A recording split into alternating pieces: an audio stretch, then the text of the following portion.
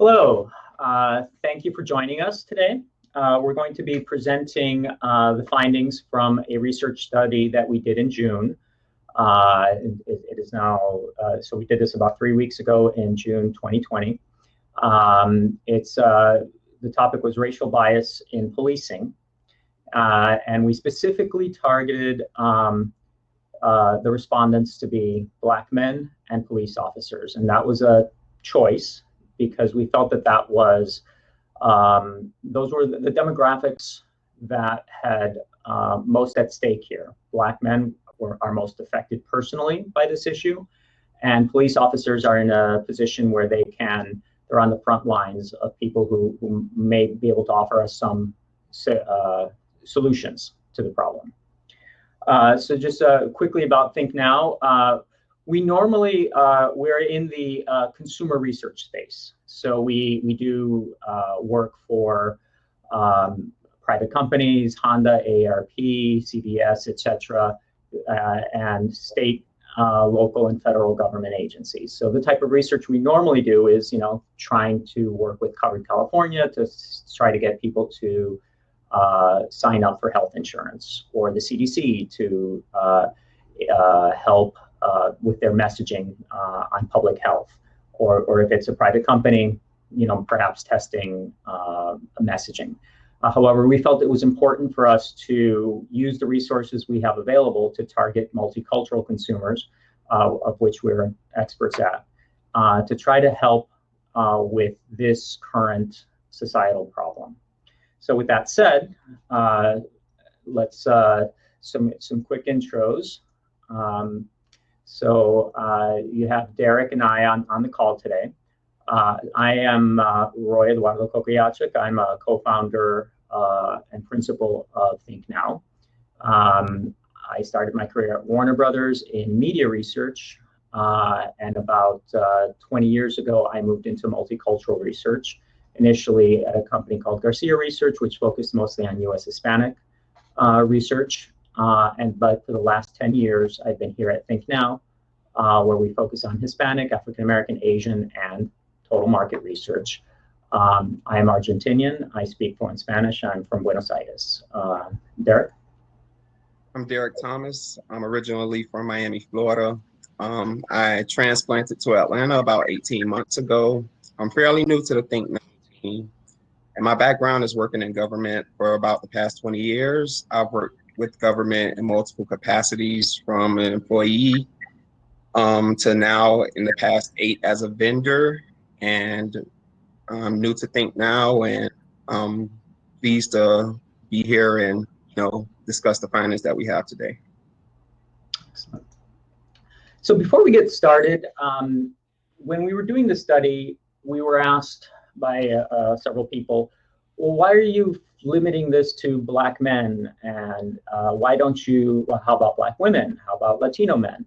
And it's true that minorities, regardless of ethnicity, are more likely to encounter, have a fatal encounter with police than, say, non-Hispanic whites. However, we put in this chart to give people some perspective of the scale of the problem.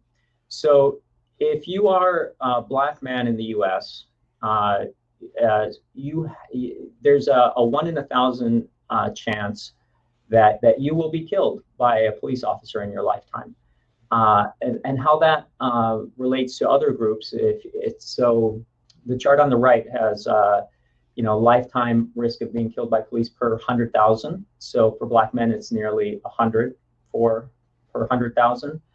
For white men, it's somewhere in the neighborhood of 35. So it's 3 times as likely if you're a Black man to be killed by police than if you're a white man. And this is mostly a male problem. We have had some high profile incidents in the past few years where women were also victims of a police shooting. But as you can see from the chart, the scale of it is really a male problem and specifically a black male problem. So anyway, that is why we focused on black men, because we feel like if we can solve this issue among black men, every segment of society will benefit. With that said, let's jump into, quickly the methodology. So what we did here was a national survey. It had a base size of 300 respondents, 200 of which were black men, 100 of which were police officers. Towards the back of the deck, we actually have a slide that breaks out the demographics with a bit more detail. But it's nationally representative in terms of the geographic distribution in the US. In terms of the police officers, 70% of them were men, 30% were women. Also, 67% of the police officers were white and 33% were non-white. So that's basically who we asked the questions. So let's dive right in. Let's have a look then at what they had to say about racial bias in policing. And some of the key findings that we found through this poll is that racial bias in policing is considered a serious problem by both black men and police officers. And again, a lot of this stuff, if you've been watching the news over the past 6 months, a lot of it isn't new, but it speaks to the questions that was asked in the poll. So something else we found was that both black men and police officers feel that Americans don't understand the challenges they face. Also, black men support policies that promote equality in society. Police support more training. That's very interesting. And police officers believe that Americans have a role to play in achieving positive change in policing. Another was a majority of black men and police officers believe protests can bring about positive change, which is good. Police officers support policies that decrease police violence. That's something that we found through this study. And we also found that black men want Americans to understand how difficult it is to be a black man. Police want Americans to understand how difficult it is to be a police officer. Right. And so we'll dive into the questions in this as soon as I click the next slide. Just so you know, there's about 20 slides in the presentation. It's 9 questions, although there are some slides where we broke out the question based on responses by different demographics. So here's the first slide. So the first question here, what we wanted to establish the problem or the issue that we were looking at, and the question was, how do you feel about each of the following topics facing in the U.S.? Is this a serious problem? This is a minor problem in the U.S. This is not a problem in the U.S. And just also a bit of housekeeping. If you look at the bottom of each slide that we're going to present, you can see the base size, how many people were asked in the black men group, and how many police officers were asked this question. If you see some letters on the slides, those are indicating statistical significance at a 95% confidence level. So I think there's a little A over the 35 there. That means that 35 is statistically significantly higher than the 24 that is next to it. And so that's some housekeeping. So Derrick, what are we looking at here? So one of the biggest findings that we found through this question was that black men, out of all the concerns that's facing society right now, consider racially biased policing as the biggest problem in the United States, bigger than housing, bigger than economic inequality, and even bigger than the mass shootings. So. Yeah. Also, I have the tables that we used to create these slides in front of me here as well. And one of the things that we also broke out was the white versus non-white police officers. And if we look at those results, they're not in this deck, although some of the questions we do break that out. The white police officers, 71% of them felt that this was a serious problem. The non-white police officers was 88%. So there was a significant difference in the ethnicity of the police officers in terms of whether they felt that this was a serious problem in the U.S.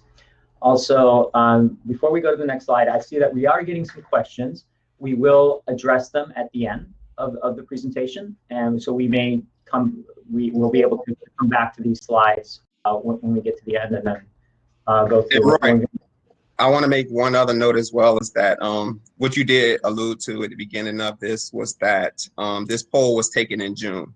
So between June 2019 and June 2020, some views may have changed, especially from the police side. And we'll see that later in the later slides as well. Yes. All right. And so the next question we asked is, how well do you think people in America understand challenges faced by, and then black men, they were black men, or police officers? Derrick? And one of the things that we see from this question is that black men are, they feel the most misunderstood between the two groups of people. Mm-hmm. And then if we look at, I also did look at this question by the ethnicity of the police officers. And in this one, there was no difference. So their feelings of alienation, perhaps, not feeling understood, was the same if they were white police officers or non-white police officers. So this particular question didn't have any difference among the police officers themselves. So see over here. Next question we asked was, what policies do you think are needed to ensure policing is fairly applied to all citizens regardless of race? And just so you know, this was an open-ended question. So the 24, let's say the percentages there don't necessarily mean that that is the total support that these particular policies have. It just means that, you know, just prompted, open-ended, these are the responses that people gave. So there. Yeah, and the findings that we found from this is that right now both groups support anti-racism and accountability policies, and police are more likely to suggest, you know, monitoring their actions through this study. And black men see the problem as bigger than policing. They see it as a cultural issue, you know, as an American history issue. And also, if you look at some of the verbatims for the black men, for them to be so random, they all apply to the same thing. They all speak to the same subject, right? Mm-hmm. Yeah, and so the police officers, and a theme that we see here, and that we're going to see throughout the presentation, is that police officers believe that this problem can be solved with more training. So it comes up over and over again where they say, oh, the solution to this problem is training. And so the, you know, more training, better training, the 20%, that's a fairly typical response that they give. Aside from these open-ended questions, by the way, we did ask closed-ended questions, the specific policies, which we'll get to in a minute. But some of the select verbatims on the left and the right. On the right, you know, there needs to be a policy to stop biased decision-making, which plays a prominent role in a lot of racial incidents. So, you know, there needs to be a policy, or there needs to be better training, or there needs to be better hiring. So again, that is something we're seeing a lot of on the police side, and as Derrick mentioned, among African Americans, they think it's more of a structural issue in our society. So the next question was one of allyship, or you know, what is the role of the individuals in our society? So the question specifically was, how do you think people in America can help, black men or police, depending on who was asked, how can we help achieve positive change in policing of color, communities of color? Again, these were open-ended questions, so that is just top of the head responses that people gave. Derrick? Yes, and what we found from that was that black men responded heavily, almost towards 50%, with wanting police policies to be more tolerant, to be less racist.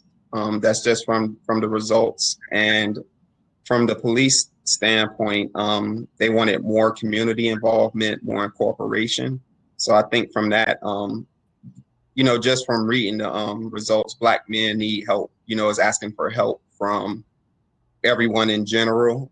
And, the police is pretty much requesting help from the communities that they serve. Yeah. From a majority standpoint. Yeah. No, and there's another theme here. So we said in the last one that the police felt that this was, training, something that could be improved with better training. We're also seeing that police are more likely to say that this problem can be solved by community groups, in which we have some questions coming up that specifically address that. So like a verbatim, like the one that says, I think the third from the bottom, it says, I think people should be more involved with policing strategies. Perhaps there should be an organization where we can work together, improve networks. So they believe in community coming together, whereas the Black men, it's a little, there's this nuance, there's a difference in their responses. Yes, right. And the one that stood out to me the most was that no policy will matter if the ones enforcing it remain the same. That seems to be an overarching theme. Yeah. Great. And so the next slide here is, so the previous one was sort of like an individual's role, and what can people do. This next one was more of a societal role. And these were closed-ended questions. That's why the slide looks a little bit different. So the question was, various segments of society can play a role in bringing about positive change to police and communities of color. Please rate the following community segments on a scale of 1 to 5, 1 being very little role to play, 5 being a large role to play in bringing about positive change. And so what we're seeing here are the top 2 box ratings. On the 5-point scale, those who said 4 and 5. So a high role to play. So Derrick. Yeah, one of the our findings was that law enforcement and citizens are expected to play the greatest role in the system being changed, and corporations actually are least expected to play a role in bringing about the positive change, which was kind of surprising to me based off everything you've seen in the news with everyone starting to hold corporations accountable. Right, and then what struck me most about this was citizens, right? So I feel like Black men and police officers are asking us as individuals to help, right? So if we look at the 91% among police officers saying that citizens have a role, 74% among Black men, which is right, the second highest. And so that is something I think an interesting finding, that they're saying don't wait for some outside corporation or some community group to fix this problem. We as people need to fix this problem. So that's the finding on this slide that I think struck me the most.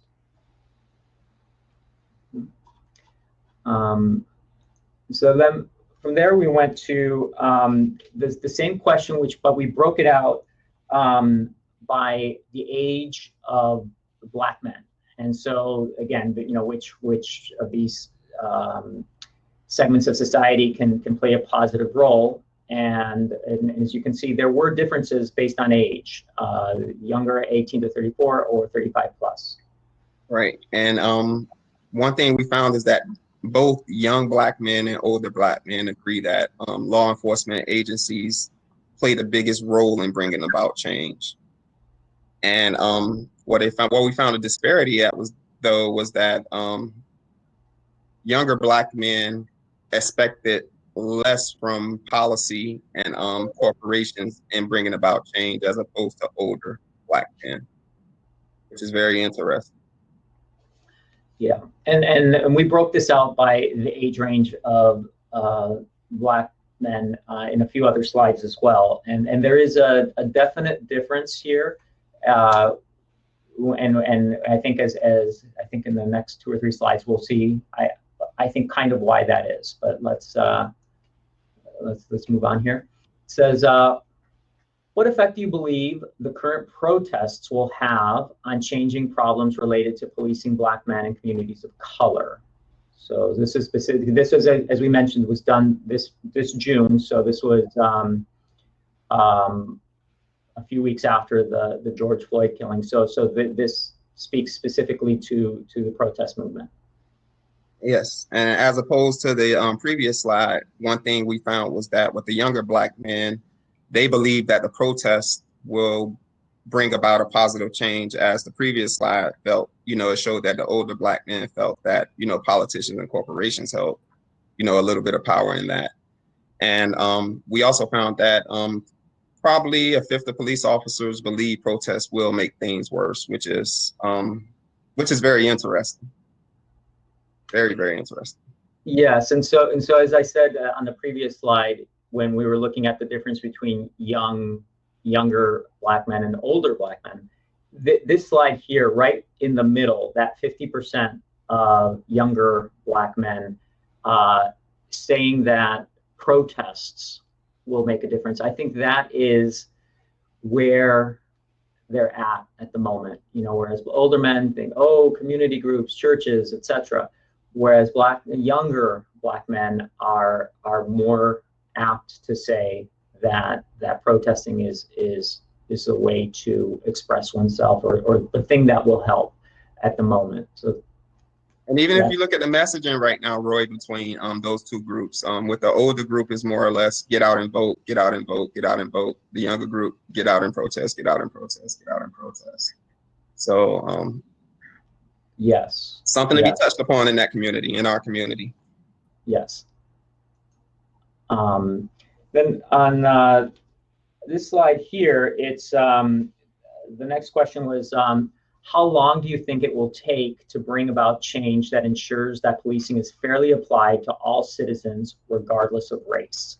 So on the left, the scale was the very top box, 1 to 3 years, followed by 4 to 6, 7 to 9, 10 or more, and the very bottom is don't know. So this is just basically time horizon. How long do you think this will take? And our findings found that older Black men have the least amount of hope towards this.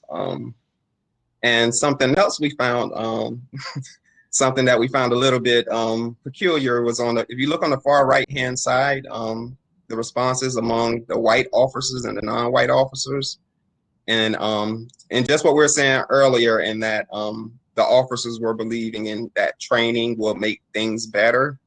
And if you look at the white officers, they really believe that the change can happen, very soon, fairly soon, as opposed to the non-white officers who's just all over the place. Some believe, some don't believe, but it's even across the board among all of them. So I found that very, very interesting. Yeah, that is also what jumped out at me. That 44% seems very optimistic that we can solve this in 1 to 3 years. But hey, if we could do that, great. But yeah, that was also I think super interesting as well. And so we did break these 2 slides out this way, where we have the non-white versus white and younger, older. We have this for all the questions.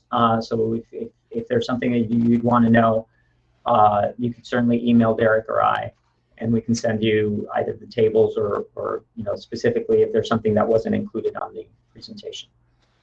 So then from there, as I said previously, when we asked, what policies can would help with this problem, it was open-ended, right? So people told us off the top of their head what they were thinking.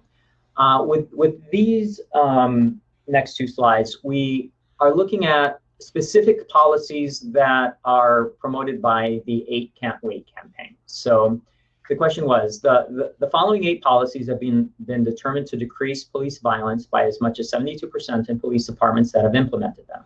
please rate the following policies on a scale of 1 to 5, 1 being you disagree strongly with implementing the policy, 5 being that you agree strongly with implementing the policy. Again, this is the top 2 box, so these are the people who felt that these policies would in fact bring about change. Yes, and what we found, and again, poll taken in June, because I guess the skeptic in me feel that these numbers would be a little bit different if this was taken June 2019. But what we did find was that police officers expressed greater support for policy changes to decrease police violence than Black men. And requiring warnings before shooting has the greatest support from both sides, Black men and police officers. Right, and then I looked at these policies by the ethnicity of the police officers, and I didn't find a difference. So, you know, chokeholds, de-escalation, etc. If we look at the policies among police, they are pretty much on the same page, regardless of their race, of whether they think that these policies are useful. You know what was also interesting to me is that every one of these has over 50% support from police, right? So the lowest one is, you know, require the use of force continuum, the 58%. But it goes from there, it only goes up to 90%, you know? So there appears to be a reluctance on some politicians, for example, of implementing these policies, you know, requiring that the police forces in their cities abide by these policies, because they think, oh, we're going to get pushback from police unions, right?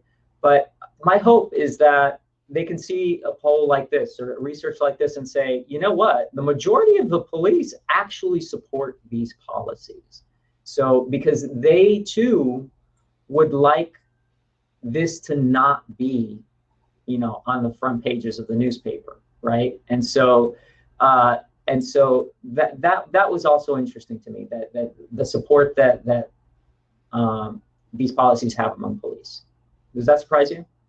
Yes, it does surprise me. But if the support is coming from the police officers in this regard, there should be no, at this point, you know, when you have, you know, 90% of police officers saying like they really want to be able to require a warning before shooting, there should be no divide in that, you know, because the majority speaks in that regard.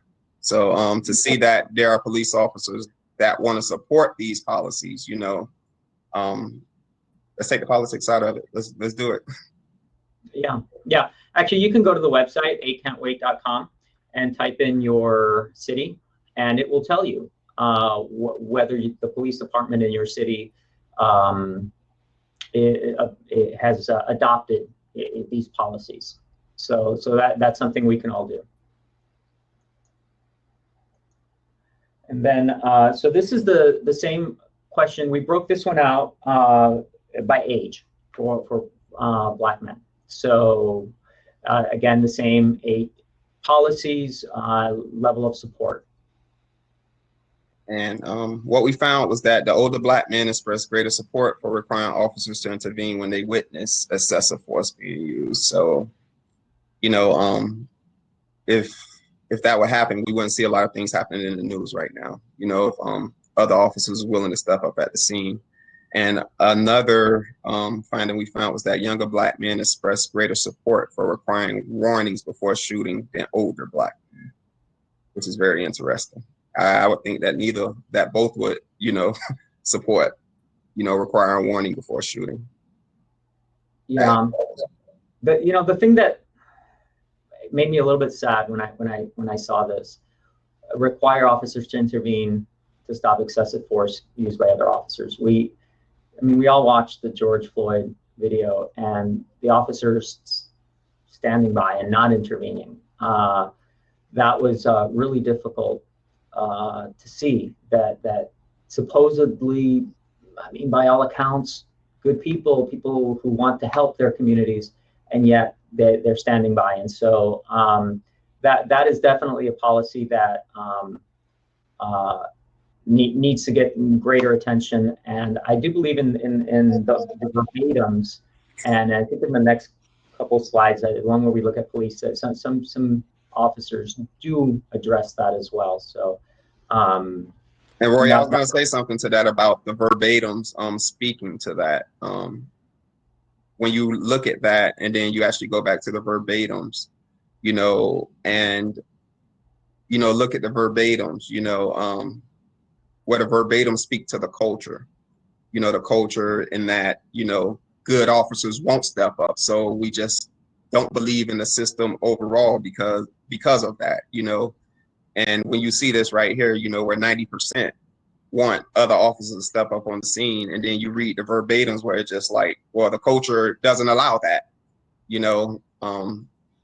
that's real jarring.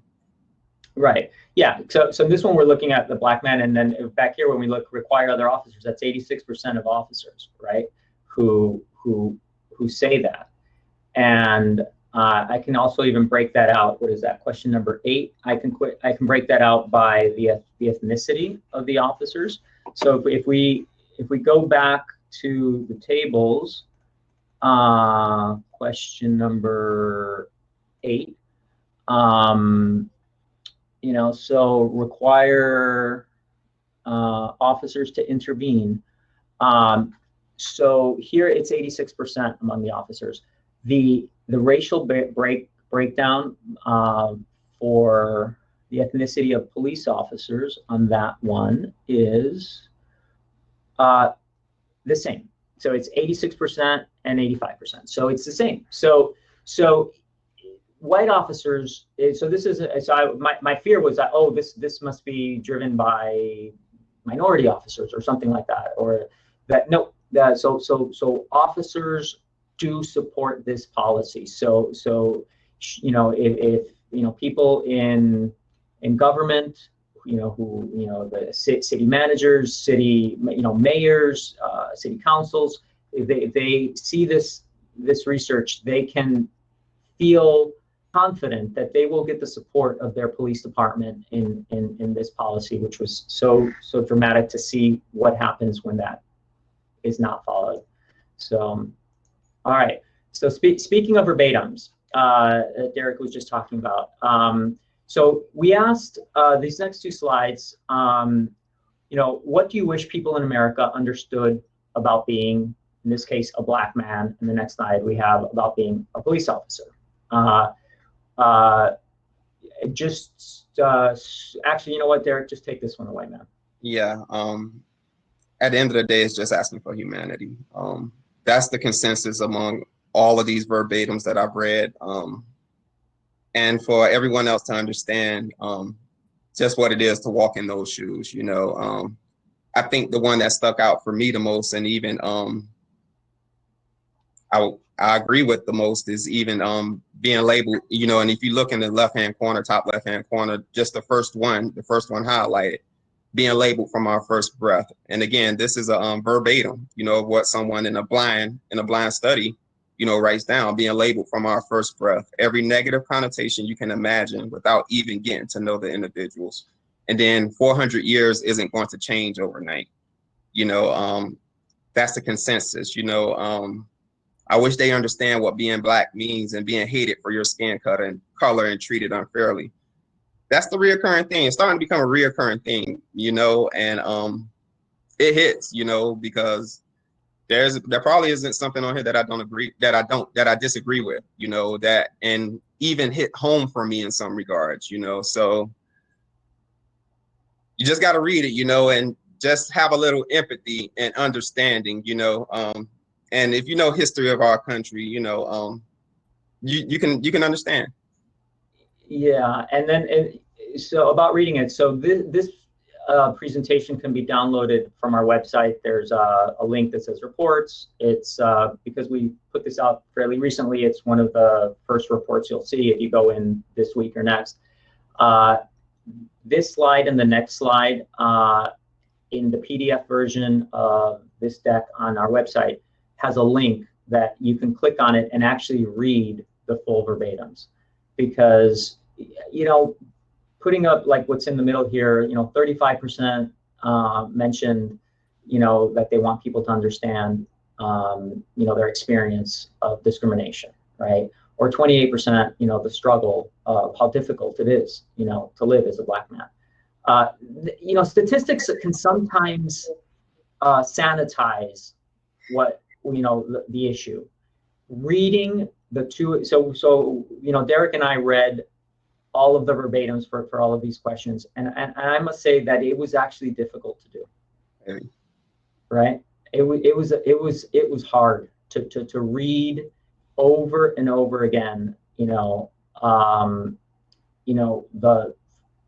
how incredibly hard life is, and if you're a Black man. And so I do encourage you, if you can, to download this the PDF version of this, go to these slides and actually click on those links to actually access the full verbatims if you can. And also, I want to add to that as well, is that these are Black men over different segments, over different socioeconomic classes, different age groups, and there still seems to be a consensus. Yeah. And so, as I said, we asked this very same question of police officers. What do you wish people in America understood about being a police officer, right? And they're asking for support. They're asking for support from the community to understand that. And I can imagine that as a police officer, their jobs are hard. We expect so much from them, but you see what's going on. Yeah. Now, you know what? Reading the 100 verbatims here that we have from police officers, there were some police officers who, were saying things like the one on the top right, that sometimes people are fighting back. Yeah, no, not that one. It was the one about I think I may remember that one where it was just like, we'll treat you with respect if only you treat us with respect. Are you referring to that one? Yeah. So there was a series of these open-ended responses that did sort of take the tone of, we're doing a great job. Don't fault us. However, I must say that is in the minority, right? When we look back at these verbatims, like the first one there, that some of us are nice and not mean nor racist, that we're not all bad. Some of us are really for the people. At the end of the day, we're all citizens of the community. We patrol. People just want to make it back home to our families, and we have the same day and same problems everyone else has to face each day. Being a police officer doesn't mean I'm a bad person. I care about people. I want to improve the world with my job. So that one, I want to improve the world with my job, right? So that is the majority of the sentiment. Actually, the majority, what they want to know is how difficult and stressful it is. That's 40%. But the next one, that they do in fact want to make things better. And so I will take that at face value, that they do want to make things better, and that hopefully this can, the results of this study can actually help with that roadmap, right? That people can look at this and say, look, there are a lot of things that both Black men and police officers agree on, and maybe we should try to find where there's consensus and start making some positive changes here. So, but again, the real impact of these two questions are in the actual reading of those verbatims, because they really are super impactful. So let's see, we are currently about 40 minutes in. So let's see if we can maybe quickly just look at the respondent profile. If you download this deck, you can see that basically it's a pretty representative sample by age, by region. It varies, of course, by where do the various populations live. The South, higher populations of African Americans, so there's more respondents there. The ethnicity of the actual officers we have, household income, political leaning. I was surprised that a lot of Black men actually identify as conservative or somewhat conservative, right? That's something that I think is lost sometimes when people discuss racial issues. So, you know, that minorities in the U.S. are often personally, on a personal level, conservative. So this isn't necessarily a liberal versus a conservative issue. I think it's more of a, well, it's literally a life and death issue, right? So it's not any better. It doesn't have to be a political issue, I guess, is what this one is telling me. I think with that we can go to some questions.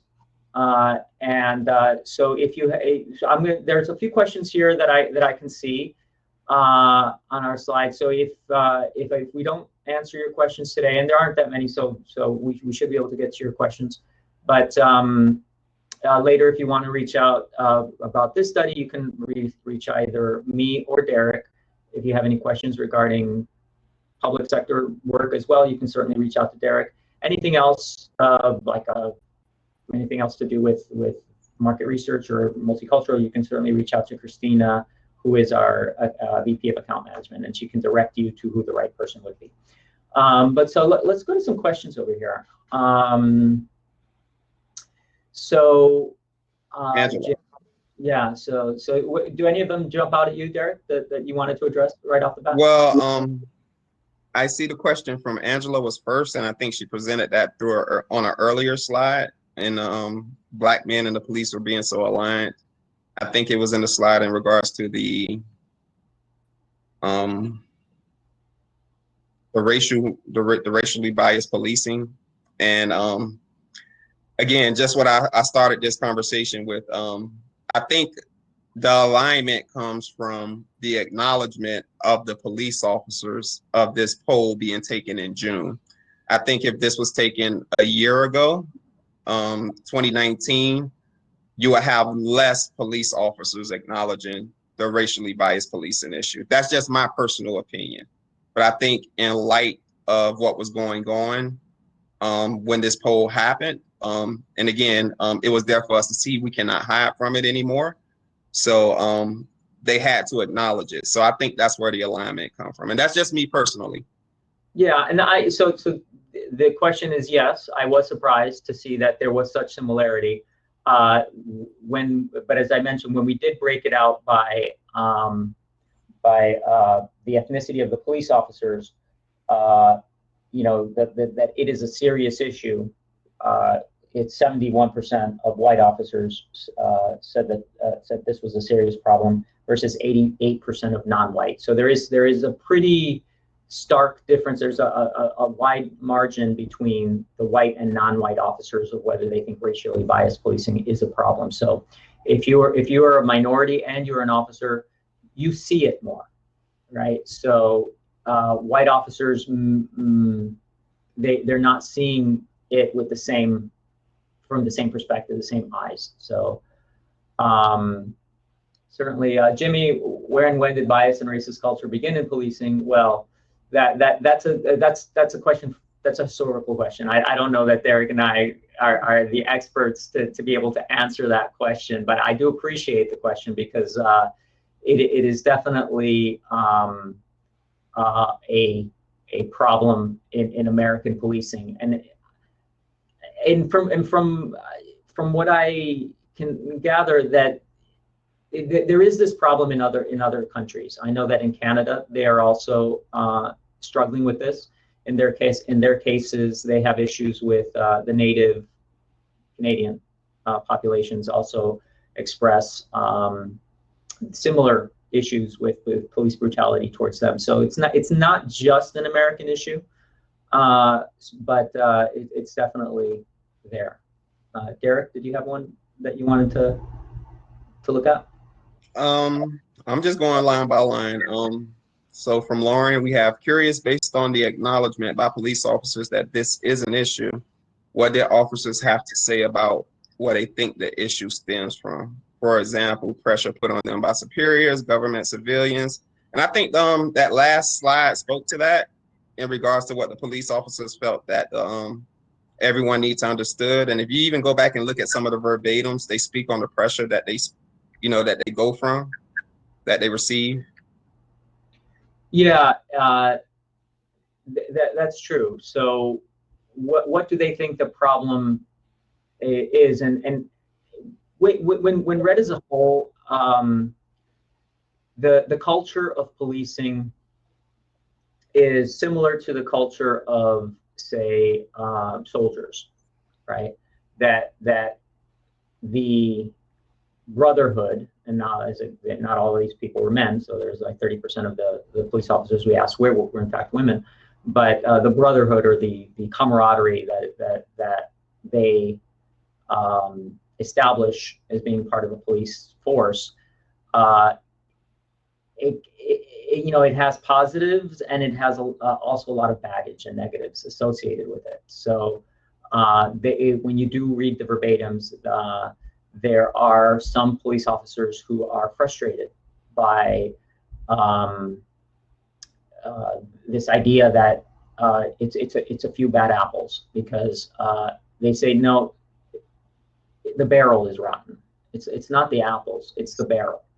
And so that if you put good police officers into a system that doesn't support the type of policing that they want to engage in, you're going to have issues like the 4 police officers in Minneapolis who just stood there while someone was actually dying, and not dying, being killed, in front of them. So they do believe that culture. However, they think that training is the solution. That more training. Interestingly, Minneapolis is a city that actually was pretty progressive in terms of its training, right? And so if we look at Minneapolis in context of American policing across various large cities or cities of similar size, it was actually fairly progressive in its training. So the issue is a bit larger than that. So culture. So the training would have to focus on that. The culture. Yeah, and is more or less just calling it what it is.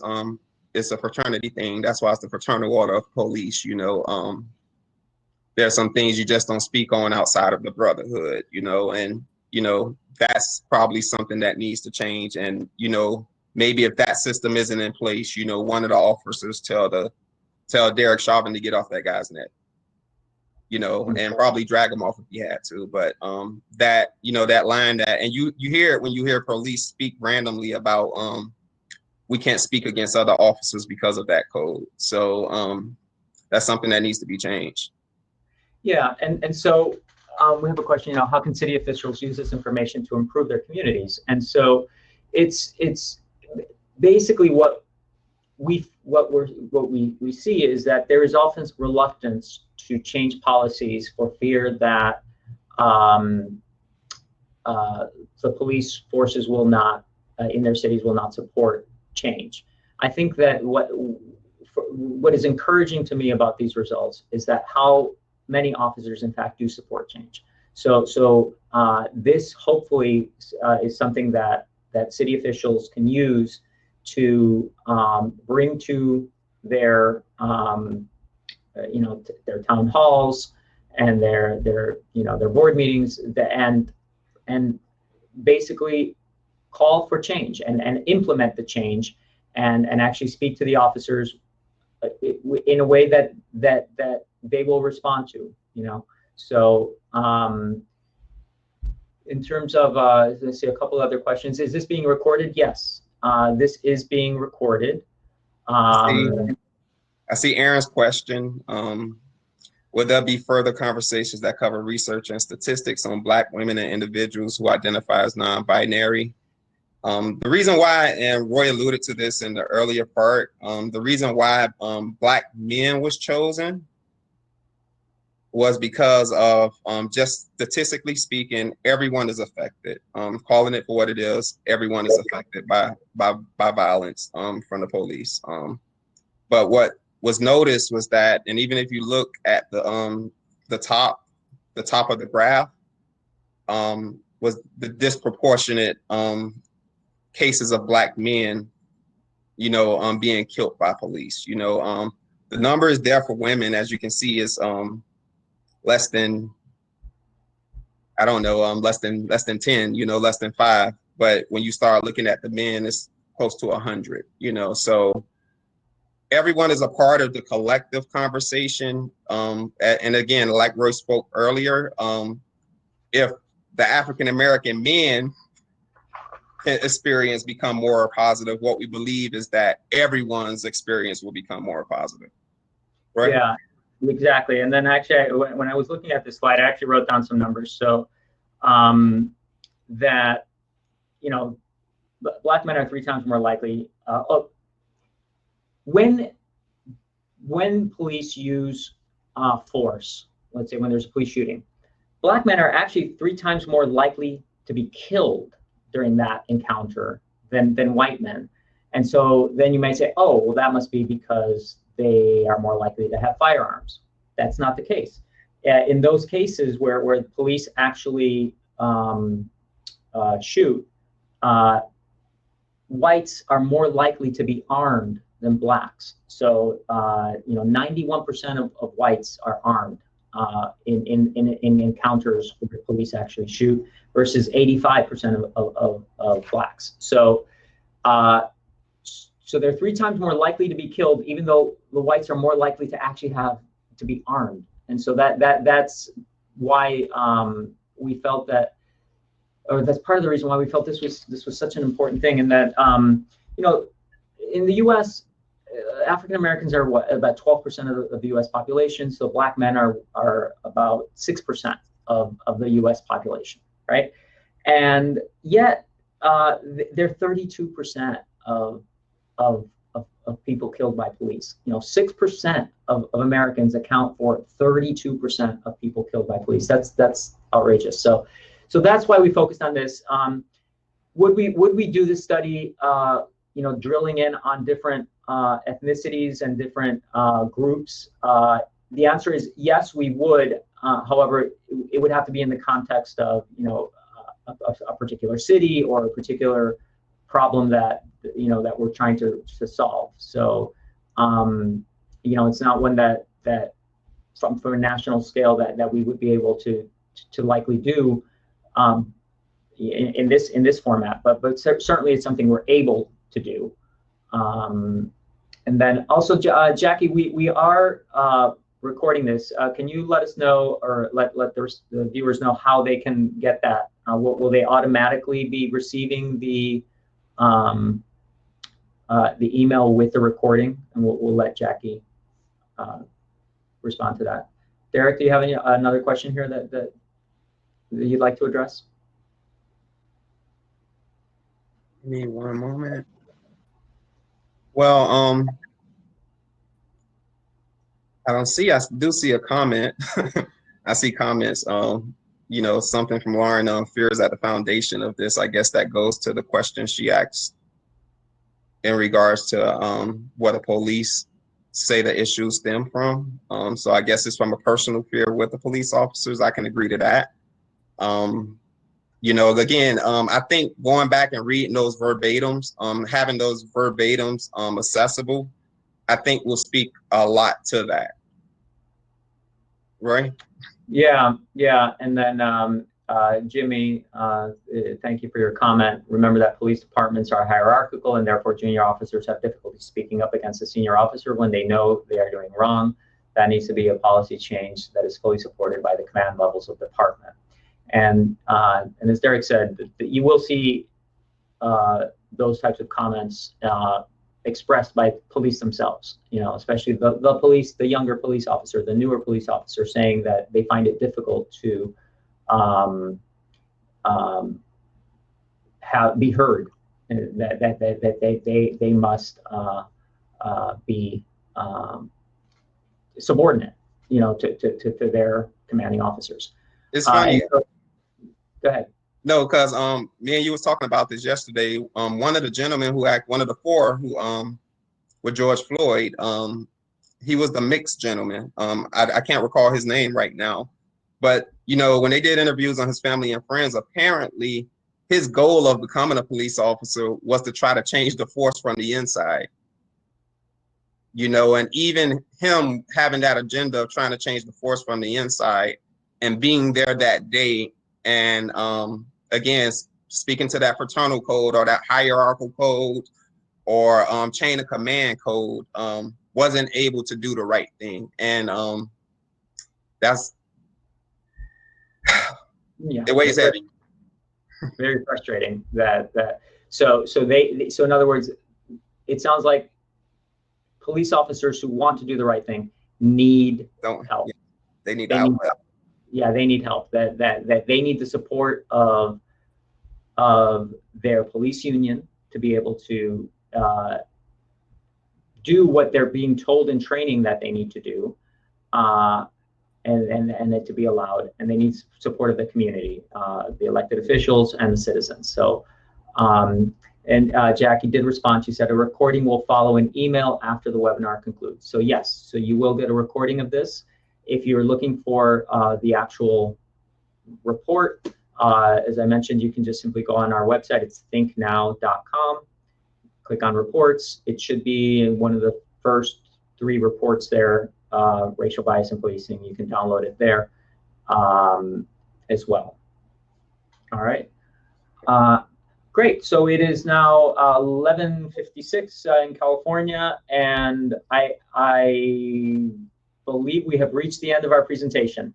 So I want to thank you for joining us today, and reach out to us. You can simply find me, Roy, at Think Now. You can find Derrick at Think Now, and Christina at Think Now if you have any questions related to business. But and in public, it's certainly Derrick. So thank you so much for joining us today, and we hope to keep this conversation going. Let's keep the conversation going, everybody. Thank you. Thank you.